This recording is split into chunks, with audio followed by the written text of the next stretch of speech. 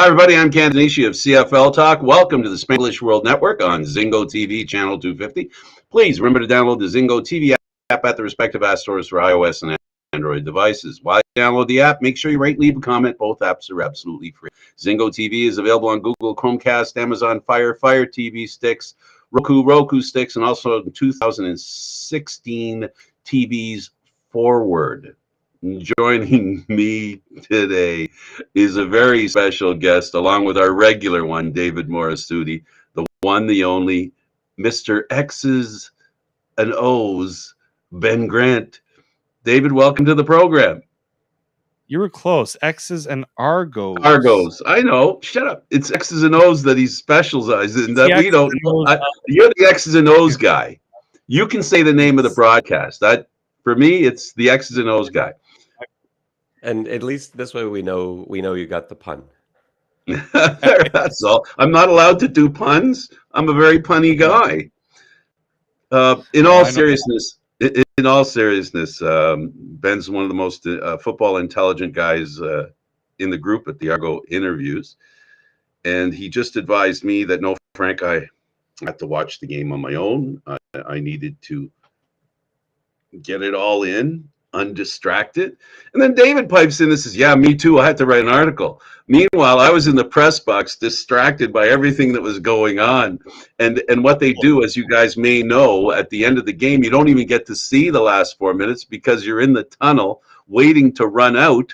So you don't even see, I didn't even see the action that was the whole game. So I guess, so now everybody knows where we stand on this. So let's start with the guest, David. Let's start with what the Argos were up against and what Winnipeg needed to do to fulfill their favorite status. I guess for me, this was a huge challenge for the Argos. I never felt like they didn't have a chance, but I did think they were rightfully underdogs. They were going up against a team that just hasn't lost a lot of football games. Not only that, they're very experienced in cold weather games. They're experienced in the playoffs. They've won Grey Cups back to back. So, really, it was not, sometimes with juggernaut teams, there's a pressure on them to win. And you didn't really feel that for Winnipeg because they'd just done it. This is just sort of what they do. Like all those guys on that team, they were just back again at the Grey Cup. And it was an odd situation because often the favorite, it does have pressure on them. Here they didn't. Now what the Argos had going for them is they had nothing to lose because there was no pressure on them because there was no expectation for them to win. I even thought they would lose that game. I thought it'd be really tight. I thought it'd be a great game. I thought at the end, there'd be one too many mistakes, and there almost were. But yeah, it was a huge achievement for the Argos though to come out and find a way to rebound. Every time they made a mistake, they forced one from a team in Winnipeg that just doesn't make many. David? I think the big thing for me is not just that they won, but how they won, right? I think many of us probably thought when they returned that punt for a touchdown that felt like Winnipeg was going to be able to control the game for the rest of the way, especially their running game was doing pretty well as the game went along, and you're just like, especially because Toronto was having such a struggle to drive down the field and put together consistent drives. They did well to start the second half, but that's where like the final few minutes of the game, like that's what made this game so special, is because nobody expected it. Nothing that happened there you could say you predicted it to happen. I mean, that's what made this Grey Cup probably one of the best Grey Cups I've ever watched, was because it was so unpredictable how it ended. Okay, for me, now I can't say what I really think. I have to make up a story now because it's going to sound weird. But it actually ended up the way I thought it would end up, but a little bit off. I thought it was going to end in the last-second field goal. That's how the Argos were going to win, the last-second field goal. I felt that for them to win, it would have to be a close game. They would have to keep it close. That's what I thought from the beginning. In talking to A.J. Ouellette, another thing when I talked to him, he convinced me. He said, the idea is we're going to pound the defense as hard as we can. Andrew and I are going to run at them. And then around the end of the third quarter, fourth quarter, we might be able to dictate the game. I took him at his word. And from what I've seen from him in, that last half of the season, it was a perfect description of how the games that he ran, how the team did get better as the game went on, and their running game did improve. The Argos' biggest problem was they could never establish their running game when Harris was out and AJ hadn't established himself. What they did in the playoff game was, I think, a precursor to the discipline that, Ben, you're talking about, that you're truly right about it. They did not show that kind of discipline as far as being consistent and not making mistakes. They've done it all year, but they showed us in that Eastern final that they were able to be disciplined, and they were able to take on a really good opponent and shut down assets that they had that none of us thought. I didn't think they could shut down Steinbach, and they did.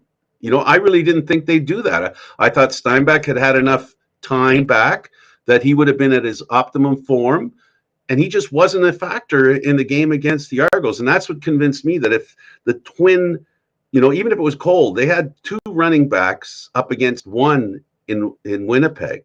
So I think that was an advantage they had. I truly believe that was an advantage, and I thought that advantage would carry them to a last-minute field goal victory. If they couldn't get Winnipeg to that point, I didn't think they'd stand a chance. But this game ended up even closer than I thought, and the way it ended, like David said, I didn't think. I had no idea it was going to be like that. 2 blocked field goals. And the big thing too, Frank, was the Argos have shot themselves consistently in the foot all season long, and that was their undoing in a lot of games. And in this game, Enoch Wamba had the dropped interception. Robbie Smith looked like he put the game away. He took that penalty that gave them the 15 yards, missing those, missing kicks, the punt return touchdown. Like, the Argos were shooting themselves in the foot so much that you thought that was going to kind of be the undoing for them, and they found a way to kind of regroup and get over that mental hurdle that they hadn't been able to get past all season long. And I think that was probably the most impressive part for me, is that the mistakes didn't do them in, because they forced Winnipeg to make even more mistakes that you'd never expected them to make. And let me add into the number of mistakes that you're talking about, David, because not only did Enoch Wamba drop an interception early on, Jamal Peters dropped an interception, and he never misses on opportunities like that for interceptions. He led the CFL in interceptions, and Deshaun Amos dropped an interception on a deep ball that went right through his hands. So you had 3 dropped interceptions. You had, how about the fact that, like, you look at the star players, if you'd said to any of us before the game, Curly Gittens Jr. is not going to have a single catch. The Argos are going to drop 3 interceptions, allow a kick return touchdown, fumble the ball away from a strip sack that they have a blocked kick, have a blocked kick, miss 2 other field goals, and lose their quarterback in the 4th quarter. Do you think there's any way we would have said, "Oh yeah, well it'll be fine. It'll be fine"? That's a disaster of a game. That's a bad season. All those things, and they all happened in one game that they won against the pretty much undisputed best team in the league going into that matchup. It's an incredible achievement that they were able to pull it out. But the key was they kept close. The furthest away they got was after that kick return touchdown, but they responded right away with points. They came right back down the field with a field goal.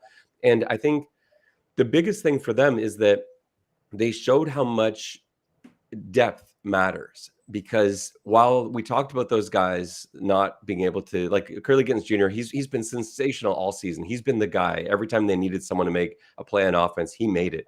And he just wasn't there in the Grey Cup. He had an off day, and it happens. We know Wynton McManus was out with an injury. You had the quarterback out, other guys just not playing well. And so who does step up? So you've got, like, Cam Phillips has the game of his life, a guy that I was thinking about, are they even going to dress him for the Grey Cup? I thought maybe we'd see Eric Rogers instead, but no, Cam Phillips very correctly, obviously, dresses and has a huge game. You have big plays being made by names we haven't mentioned almost all season long, but that's the beauty of this Argos roster, is that they don't really have stars per se. They have a few, but it's a team with tremendous, tremendous depth. Yeah, Cam Phillips had a great Eastern final. They kind of rode the hot hand there. I think they made that decision, which was, as it turns out, a good one. When you talk about all the mistakes and the problems that the Argos had in that game, We always talk about football's about repetition, right? That's what practice is all about. Repetition, repetition, repetition, till it becomes normalized. I think them making mistakes and having to overcome them through this season has been repetition of making mistakes and surviving. They, I don't mean to be funny, but Ben, I laugh about it too. The point is, gentlemen, we watched this team all year win games they had no rights to win, and I shouldn't say no rights, but they took a game that they should have lost, could have lost, but they didn't lose it. They would come up with the one play at the end of the game, or something would happen like the football god said, you know what, you guys aren't beating the Argos today, forget it. Or the Argos would take it in their own hands and win the game. To me, they did exactly what, in 2019 Hamilton couldn't do, which was they got past that big offensive line of Winnipeg that was touted as, the standout offensive line of the league, and for good reason. But they put that as, they got through past that chink in the armor. They were able to establish a bit of a running game, which BC could not do at all in the West Final. And again, it was Winnipeg that was making those weird decisions that Ryan Dinwiddie would make at times during the season. You're just like, why is he doing like Dakota Prukop had no reason to be throwing a deep ball in a Grey Cup game in the fourth quarter in a close game. To me, that's something that you'd expect an inexperienced coach to do, to try to catch the other team off guard, but not this Argos team. And that was impressive too, is that the Argos knew that everything was going to go against them, and they made Winnipeg, they made Winnipeg pay with their mistakes that they made. I was thinking, and I was laughing at what you were saying before, Frank. I was thinking about it from a coach's perspective, and just the stress that Coach Dinwiddie has gone through this season. Because you go all the way back to that first game of the season against Montreal. We were all sitting there watching it, as it looked like Montreal had it in the bag. And the Argos dominated that game. They absolutely should have won, but they kept making mistakes at the end. They let Montreal back into it. And there was Montreal with a 21-yard field goal to win the game, and they missed it.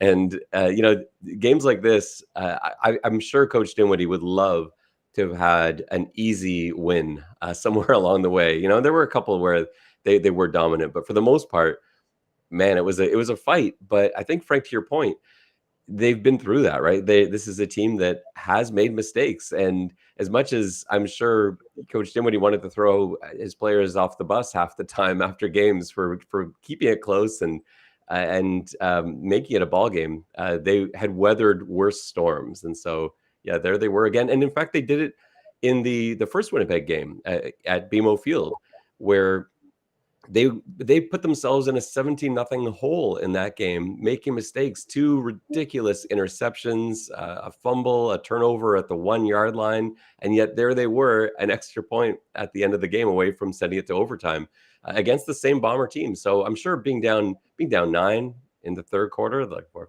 whatever. Yeah, no, they, and further to all of that, the Toronto Argonauts have a coach, to pick up on the coach, David. When I talked to him here, he said, Frank, I don't think I lost any hair, but it's gotten pretty gray this year. And he acknowledges that, that the team he had, did have issues. But I think one thing we can agree on, and Argonaut fans should be very comfortable in the knowledge that the very best players that can play for a team to win a championship will play for Dinwiddie.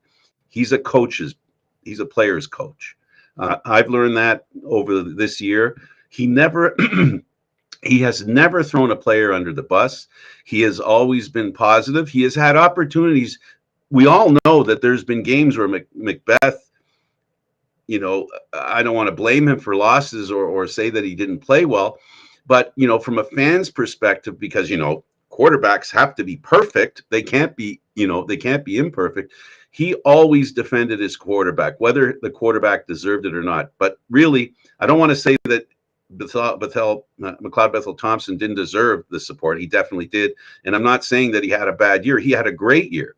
But the problem is, in my opinion, after this year, he's won a Grey Cup now. Now, all those numbers that he has, which were in some people's minds irrelevant, now they get attached to Grey Cup champ. Now they have a different look. They have a very different look, because he's got lifetime stats to back it up too. Being one of the leading Argos of all time in terms of passing yards. Is he number 3 on the list, 3 or 4 on the list Something in like terms that. of all-time numbers? And so you look at that now on its own, it may not have meant much, but now you've got a Grey Cup win next to it too, and that gives you credibility. It's amazing how much that one game matters so much, because now suddenly you go back, and I don't know if it will happen immediately with Toronto fans. Some were pretty against McLeod Bethel Thompson, even at the end when he was playing terrific football. But I think history is going to remember McLeod Bethel Thompson very positively, because they'll look and they'll see East Division leaders 2 years in a row, his 2 years basically as the starting quarterback, and an East final loss, but a Grey Cup win, and one of the leading passers of all time. You can't look at that resume now and scoff at it. How long, David, did they go with Bo Levi Mitchell has the best stats in the league, but he hasn't won a championship? And then Right. he won a championship.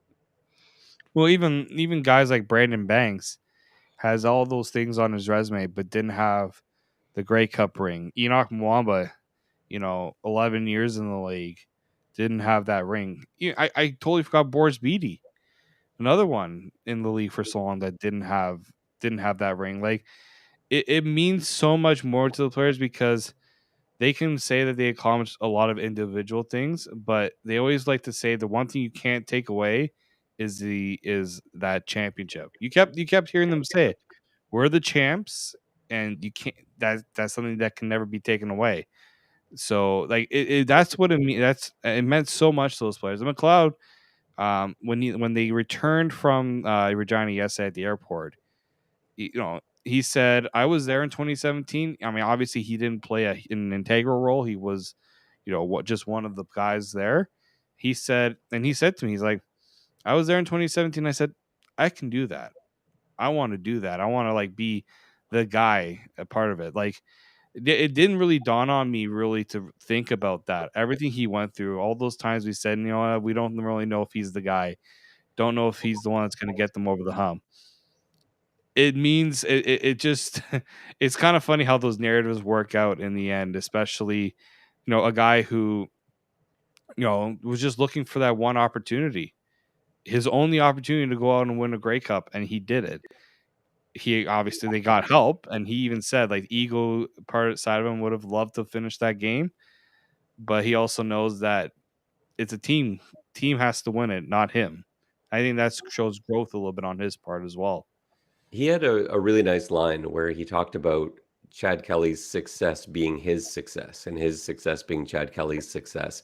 And I think there was a really interesting transition that occurred. And we don't know exactly what's going to happen with McLeod Bethel Thompson's future and who the quarterback is going to be for the Argos next year. Some people think it's Chad Kelly, some people think it's McLeod Bethel Thompson. But I thought you saw a really interesting transition during the game where he sort of transitioned from student to teacher a little bit, right? Where he got them there. He's the guy that got them there, and he got them in a position to be able to win. And then the guy that he'd been mentoring all season long, and he's been great with Chad Kelly. You see him at practice with Chad, and the way he's talked about him all season long, he hasn't felt threatened by him and intimidated by him, and a lot of quarterbacks would have. These are A-type personalities that are not used to having another big dog in the room, and to have Chad Kelly with his history and lineage in the same room as you in the quarterback room would have been very threatening for a lot of guys, but not Bethel Thompson. Instead, he sees Chad Kelly go out to finish the game off, and he knows that is a part of him. This is the guy he has helped teach all season long. And to see that kid go in there, I say kid, he's Chad Kelly's 28. We forget about that sometimes, but he goes in there and finishes the game beautifully. And I think that's also a tribute to McLeod Bethel Thompson. So that's something that you can't ignore as well. And I think he's right. I think he sees that, and it takes a pretty mature athlete to see it that way. Well, on that topic, I'm not sure the Argos win the championship if Kelly doesn't come in.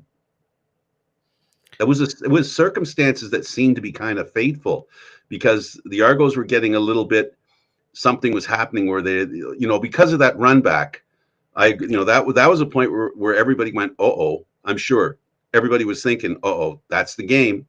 So what was it going to take to get back in there? And I think that that opportunity that Winnipeg had on the quarterback, with rushing the quarterback the way they did, I don't think McLeod would have been standing up and running like Kelly was on that defensive play. And I think the game would have been different because of that. We saw a style of play that we didn't see from the Argo quarterback, McLeod, that much this season. And I just wonder how much Toronto can improve if they get that for a full season. Is it possible? Now, this I guess asks the question: drop back passer, elusive passer. How do you guys feel about that statement I just made? Hey, can I just go back to something you started with there? And I think it's a really interesting point, Frank, because I believe, like right now, as we sit here at this moment in time on this date, a healthy McLeod Bethel Thompson is a better quarterback than Chad Kelly. But I think Chad Kelly's ceiling is as high as any quarterback's ceiling currently in the CFL. I think he's got tremendous potential. And so when you say, in my immediate reaction when you said, I think maybe the Argos don't win this game if Chad Kelly doesn't come in, my initial thought was, well, no, McLeod's the better quarterback. But I do actually think you're right. And here's why. How many times have we watched the Argos go up against a quarterback they weren't expecting? We don't have to go far back. You go to the East Final last season. They had prepared for Jeremiah Masoli. They had a plan for him. They were shutting him down. And then suddenly Dane Evans comes in the game and they're not ready for it. It's just in a week's time, and you've only got 1 week to prep for the Grey Cup, not 2 weeks like the Super Bowl. In a week's time, you don't have the luxury of going through that. The Bombers didn't spend days preparing for Chad Kelly. They probably spent a few minutes talking about him, and I guarantee it was all about short yardage package. That was all they discussed, I'm sure of it, when it came to Chad Kelly. And so he comes in the game, and all they've got is, well, we know what to do on 3rd and 1, but everything else, we're just kind of having to play a base defense. And they got really conservative in their calls initially, and then they just started sending zero blitzes because they saw Montreal do that a few weeks earlier, and it worked. But Chad's a smart quarterback, a very capable quarterback, and he's fixed that. The issues he had against Montreal and those zero blitzes didn't show up against Winnipeg, and they really quickly realized that, and that he was going to make them pay for it. So, I think we saw all of that stuff together. It did work out well for the Argos, not because Chad's a better quarterback at this moment, but because in part he's a very capable quarterback, and Winnipeg just simply wasn't ready for it. I'm glad you split the hair I was trying to split. You did it so eloquently, David. Oh, I think on top of that, you listen to how Chad Kelly kind of his mindset was. They kept asking, "Oh, what was going through your head when you realized you had to go into the game?" Because a lot of people were probably expecting like you're kind of frantic and the adrenaline. And he was just like, "No, let's go, let's do this." Like Chad Kelly's been waiting for this opportunity for a long time, and I think a lot of people look at Chad Kelly as this Nathan Rourke aged quarterback that's young and trying to establish himself. He's 28 years old. This is not a young guy, right? And He had a big hole in his career, right? Let's forget that. There's a big hole in his career. yeah, trying to finally get that opportunity. I said, was this like one of the craziest football games you've ever been a part of? And he's like, yeah, definitely, like, it was. And he's been through some tough battles throughout his career, really good teams. But this moment here, I think for him was so satisfying because he got that opportunity in the brightest spotlight out there, really, for himself, and he was able to get the job done. When it comes to McLeod Bethel Thompson, I mean, we're talking about, as Ben said, we're talking about kind of two different quarterbacks here. You know what you're going to get out of McLeod Bethel Thompson. Chad Kelly is kind of the unknown because he does have a high ceiling, and it could have gone bad for Chad Kelly on that first drive. He almost had an interception. Would have likely been an interception that I can't remember who. I think it was Willie Jefferson. It was, yeah. Would have likely have brought it down and walked it to the end zone because like just the way that all unfolded, it's Winnipeg was definitely caught off guard. There's no doubting about that.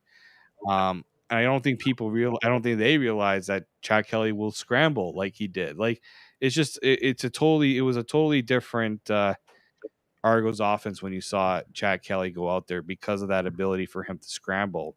And that's probably why a lot of people were saying, well, we don't know if the Argos would win if Chad Kelly doesn't go in. Well, We don't know how McLeod Bethel-Thompson would have reacted in the situation where the punt returner, I think a lot of people don't give Javon Leake a lot of credit for bringing that to the 31-yard line. It's a lot easier for a quarterback to get that game-winning touchdown when he's starting at his 30 versus at the opponent's 30 versus starting on your own 30.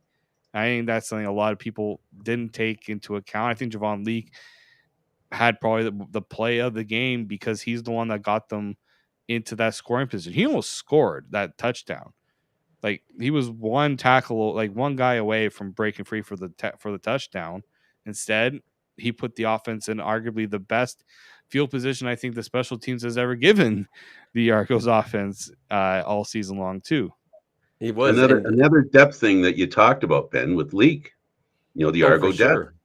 Yeah, for sure. He was sort of a late, not a late discovery. Like he was with the team all year long, but he did end up injured for the middle part of the season. And remember, they went through so many different punt and kick returners. But the thing here, and I want to give some credit to Mickey Donovan, the special teams coordinator, who was having a terrible game aside from the miracle that was Javon Leake. But for him, everything was catastrophic.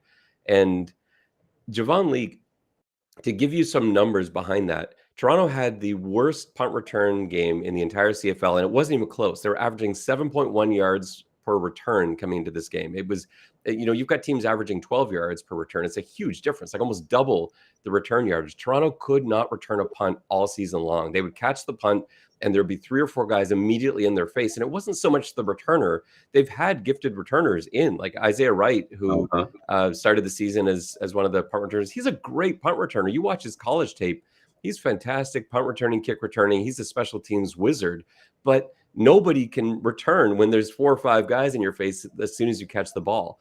And what the Argos did so well in the Grey Cup is they didn't block everybody. You remember, like, the big return that David's talking about is a 44-yard return, I believe, that started with a guy right in his face. He had to hurdle over the first tackler, but then after that, the Argos had set up a wall to his left, and you got great blocks from Dejan Brissett. You got a great block from Daniel Adeboboye. Benoit Marion had a really nice block in there too, and he was just able to come clean up the sideline. And like David said, he almost took it all the way back. But yeah, he was my player of the game. I thought that of all things, and we talk about the unsung heroes and the unexpected things that happened in this game. How about Toronto's punt return game being the thing that helps them win? Nobody would have seen that coming. Another thing the Bombers weren't ready for. Exactly. I'm sure they didn't spend much time on that at all. You're thinking about special teams prep for this week. Like, how much time are you spending on Toronto's worst in the league punt return team, right? You're glossing over that. You're looking at onside kicks. You're looking at trick plays, fake punts, things like that, because you've only got a limited amount of time for practice. They probably spent even less than the usual few minutes worrying about Javon Leake. Yeah, another player that didn't play was McManus, and what they did at middle linebacker again proved to be successful. Plug and play. Oh yeah, I mean that's something they've had to do the last month without him. So it's not like they haven't tried to figure out what not having Wynn McManus will be like. But I mean, I imagine that game might have actually been better for the Argos if Wynn McManus wasn't in. Like, just that defense was so good, and they didn't have their best player in the lineup. Like, I think that talked to Ben's point earlier about the depth. It's not just the depth, but the versatility of that depth, that you can have Chris Edwards, Jack Richardson go and play linebacker if they need it, or they can go play in the secondary. Robert Priester, linebacker, secondary. That's why, like, some people saw the depth chart and like, oh, it's a little thin on the set in the secondary. I'm like, well, don't count the guys in the middle of the field that could also go back and play in the secondary if needed. Like, I think that's been the Argos kind of MO the last. This is not just something from this year or last year. For the last few years, I've noticed with this team, they want guys that can play in multiple spots in this lineup, and I think Kevin Iben doesn't get a lot of credit for how that unit plays, because he puts in a lot of work on that linebacker group. And let me throw in also, not just Kevin Iben, but the way the Argos have structured it this year. We noticed early in the season, I remember talking about it with you guys early in the year, how unusual it was that the Argos had 2 defensive backs coaches. That's something you never see. Coach Bell and Coach Fields, what other team has 2 defensive backs coaches? But it's because they they view Sam linebacker as a DB. That's their and in practice when you watch them, all the Sam linebackers are always with the DBs. It's exclusively DB work that they do, and so you've essentially got 6 starting DBs on there before you do anything else. And all those guys, they did a great job with those 2 coaches teaching them and having them ready to play that Sam spot, having them ready to play the halfback spot. Most of them are corners, most of the American guys anyway, and it is mostly Americans in that positional group.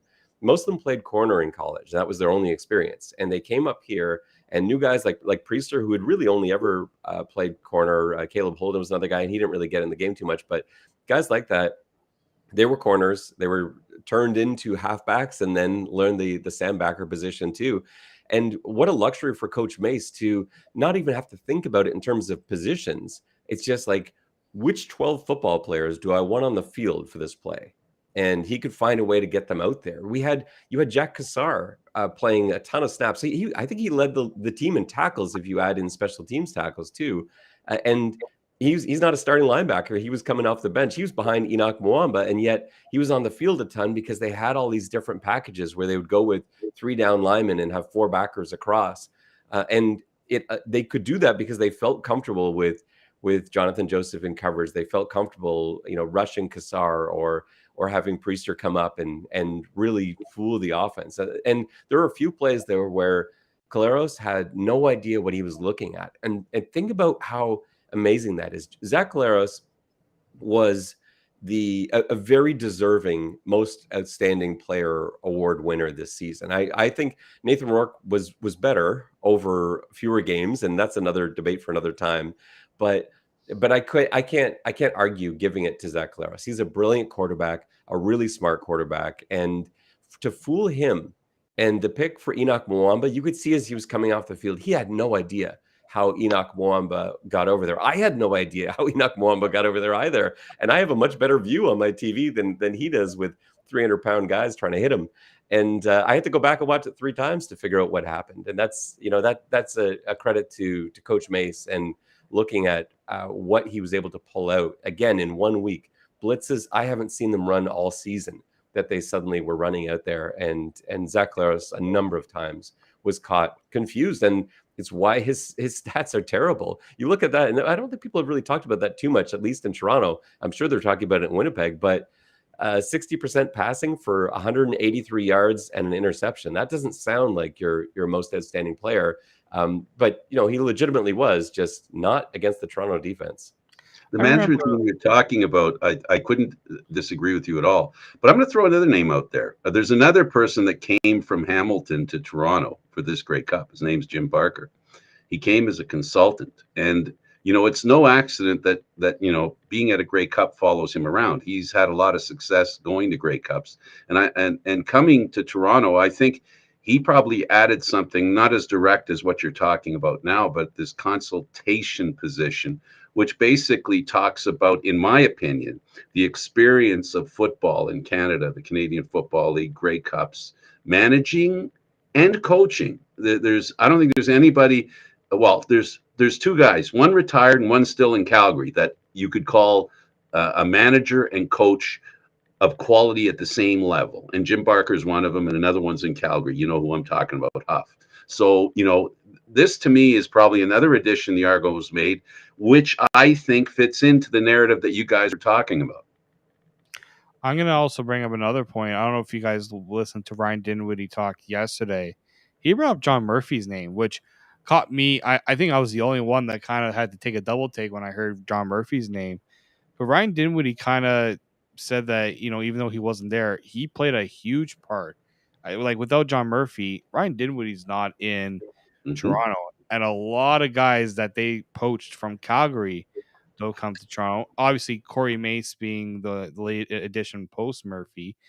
But you just look at what this team realized they needed to do to get that stability as an organization, and it was to go and find people who were a part of a stable organization, right? And they went to Calgary. We would kind of always joke that they're the Toronto Stampeders for the longest time. But it's and Dinwiddie kind of even alluded to saying, it was as soon as they won the first one, he already had his thoughts on a second one.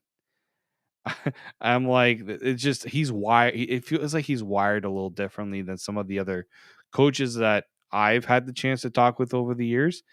Um, and it also just speaks, and Jim Barker, they realize they need to get that experience in there to, you know, in those moments. But I just look at what this Toronto organization's done since that 2017 Grey Cup to now, and it's a total 180.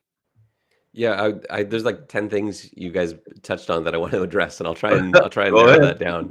But yeah, so let's start with Jim Barker.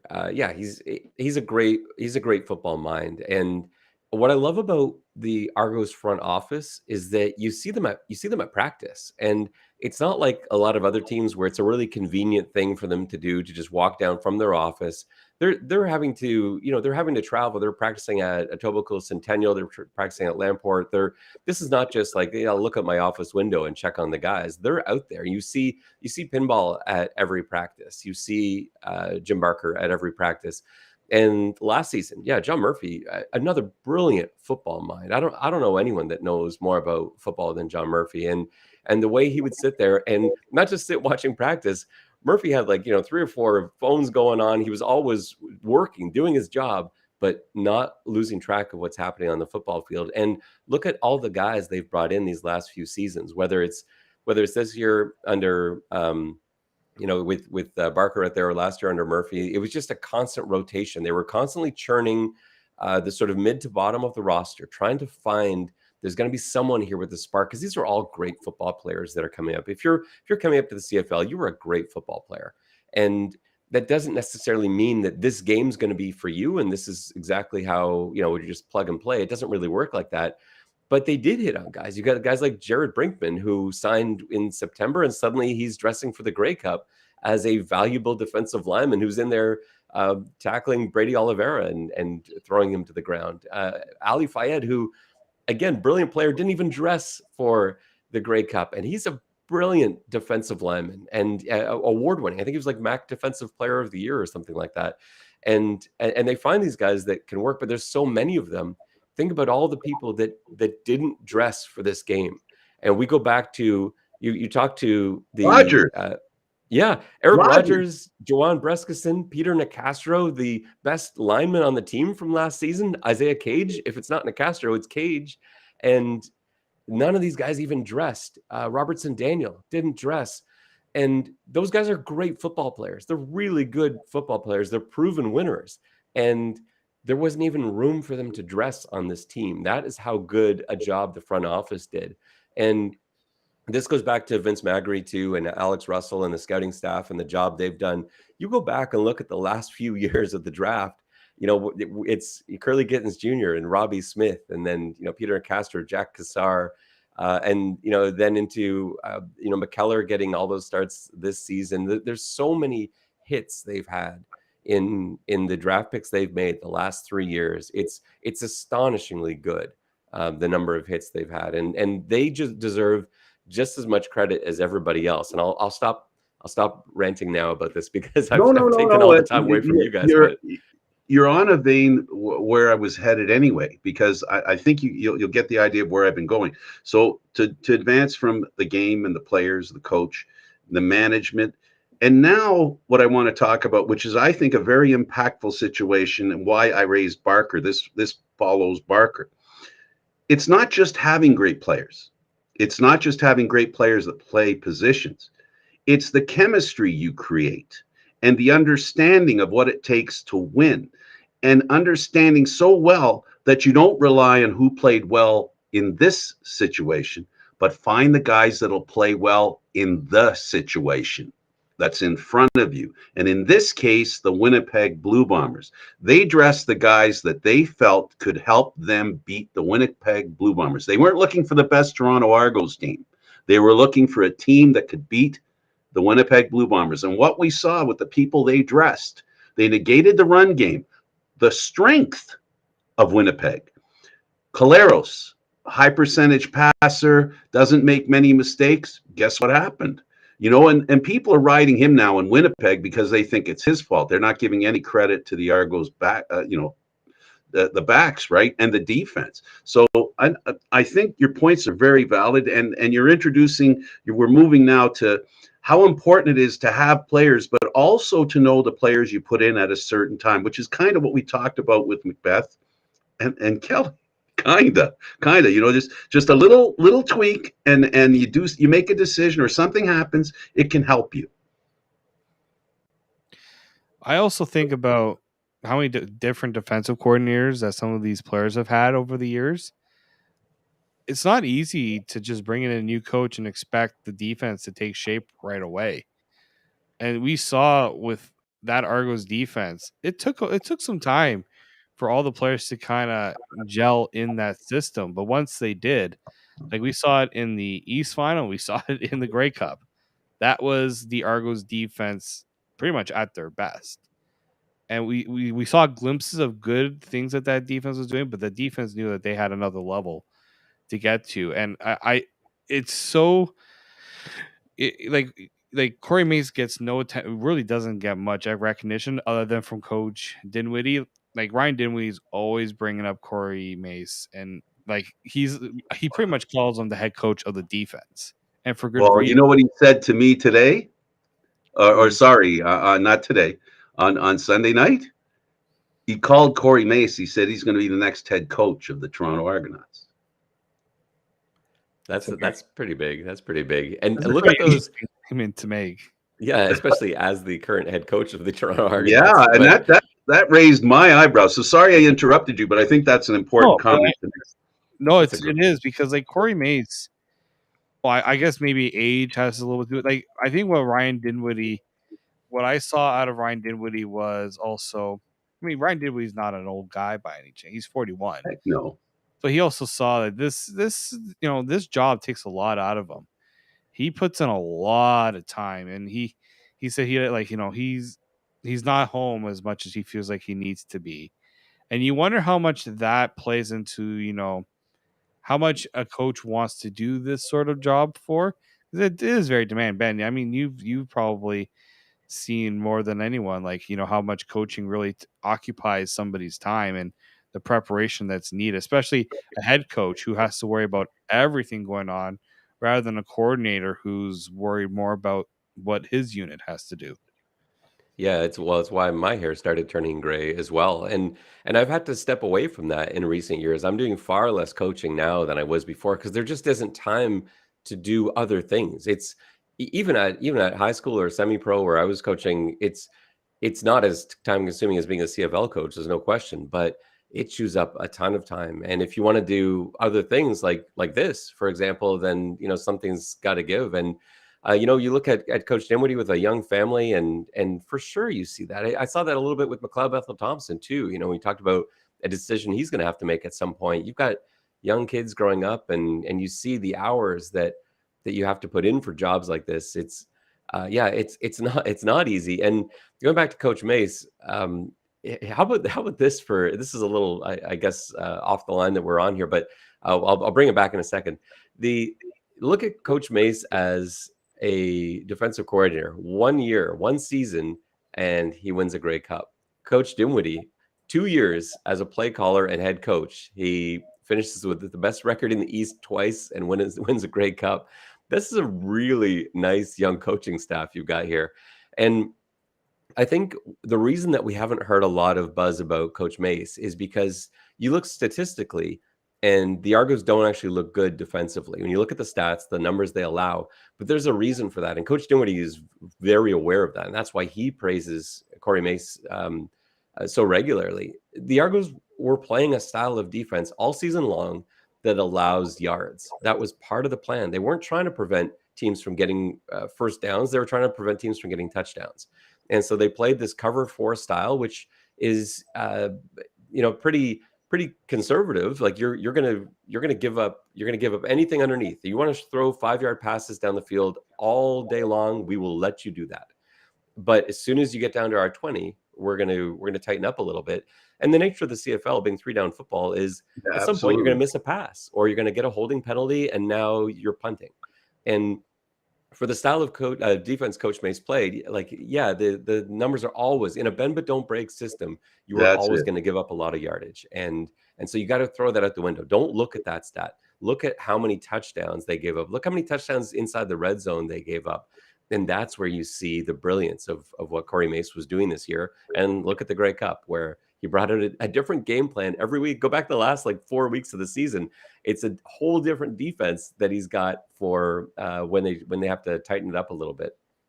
Yeah, well, that's part of what David you said, which is quite clear that they're able to, they use the, like in hockey, changing the lines. They use the mix master, and the offenses have to know about what they're up against. I know the defense is the one always on its heels, looking, trying to predict what the offense is going to do. But the offense also is created on the basis of how they think a defense is going to be. And if you're not sure how the defense is going to play, how do you predict what you're going to do, or how do you attempt anything? I also look at the different guys that the Argos put in. That's hard for any coach to prepare for on the opposition, because you don't know what looks they're going to throw at you. Like, Ben, you were bringing up, you always bring up different coverages that teams put out there, and I think there was at one point I sent you some audio from Ryan Didwitty during the season. You're just like, oh, I think it was so fascinating hearing him talk about this stuff. I'm like, I got no idea what this stuff means. All I know is it's new, something different than what they've done before. I think it's the ability to adapt. Frank, we talked about this before. How much defense Adaptability is come everything. a long way in the CFL. I think a lot of that has to do with coaching, and just also the athletes are remarkable in the CFL, especially on the defensive end. So I always thought being a defender was the hardest job in the CFL, because they try to give the advantages to the offense, with the running starts, all the motion and all those things. I just think that coaching and the play of the defense has come such a long way in the CFL.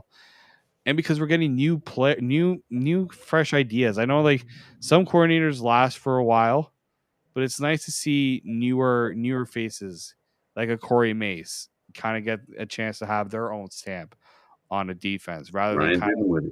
reverting back to what we've seen in the past with like a Stubler. I mean, like, Rotate. yeah, like so many guys that kind of just rotate from team to team to team because they have a system that works. It's nice to see something new come in and work. That's part of the success of the Argos. Yeah, for sure it is. That's what they were able to do. And a sort of analogy to that is, you imagine, tomorrow morning you wake up and you go outside, you got to go get some groceries or something. You open the door and it's 30 degrees out. And that's what happens to offensive coordinators playing against Coach Mace when he schemes something up. They open the door expecting to see snow and cold, and instead it's beach weather. That's what happened a little bit to the Winnipeg Blue Bombers. They came in expecting one thing. They were expecting, okay, we know, we've seen their depth chart. We know what they're going to do. They're going to have, these are going to be their 4 down linemen. These are their backers. And it was a mix of that. And they get to the line of scrimmage, the offensive linemen are looking at their schemes, and suddenly there's only 2 down linemen, 4 linebackers are on the field. The guy that was the Sam backer is now out playing corner. And you're like, we haven't practiced this play that we're about to run against a look like this. And that is such a difficult thing to adjust to within a game. And it's not like that was the only trick up his sleeve and they kept running, that same look the whole game. It was, you get to the line of scrimmage the next play, now you've got something to counter that, and it's different again. So it's brilliant. You both have brought up the fact that there were missed interceptions. And Mwamba, in his after the game interview, mentioned that he missed it and he felt really bad, and he was told, so did Peters miss one. He was told, don't worry, you're going to get another one. The point being that I'm trying to make is they had tricks up their sleeve that were going to give those players an opportunity. And that wasn't Collaros' fault. He really got sucked into making a throw he shouldn't have made. But I can understand why he made it. And obviously it worked out well for Mwamba and the Argonauts. Yeah, and it was also even Robbie Smith, and I wish I could remember who had this piece. I've read so many pieces and seen so many videos over the last few days. I can't remember who said this, but someone was talking to Robbie Smith pregame, and he had mentioned something about feeling really good about what they had planned on special teams. And that's another example of just, plans they had in place. They knew there were going to be opportunities. They'd found weaknesses in Winnipeg's defense, offense, special teams units, and they were ready to capitalize. And while they missed opportunities at times, they knew they would create others for themselves. Yeah, no, Well, and now it's what comes next for this team, right? That's going to be the big. That's going to be the very interesting thing, because it's always hard to keep a championship team together. Although Winnipeg has kind of shown that it is possible to do so, but I'm curious to see how the Argos approach the team building going into next season. I just looked at the time, guys. Looks like we're out of time. We got no time, man. Ben, I'd like to do this again. The next topic I wanted to talk about, and if you're willing to join us next week, and David, what I'd like to talk about, what will the Argos do different next season that they didn't do in past years after a championship? Because that's been the biggest, I think, hurdle they've had to go over to gain crowd size in a following year after a Grey Cup. You can't miss the playoffs after winning a Grey Cup and build a crowd. Oh, we got lots of time to talk about that. That's and for we'll sure. be doing that. Ben, Mr. Grant, X's and Argos, because I love your X's and O's. Thank you for joining us. Anytime. Thanks so much, Frank. Thanks, David. David, as usual, thank you. Always a pleasure. So, thank you, David Morassutti and Mr. Grant, Mr. X's and Argos. I'm Candid Frank Stanisci. Thank you for watching CFL Talk, airing live Mondays at 9 p.m. Eastern Standard Time. This time it was Tuesday. This show can also be heard on the Spanglish World Radio Network. For CFL Talk, news, entertainment, and other sports programming we offer, please check out SpanglishWorld.ca. Spanglish World. Watch it, hear it, read it, download it, and live it. Thanks for watching, everybody.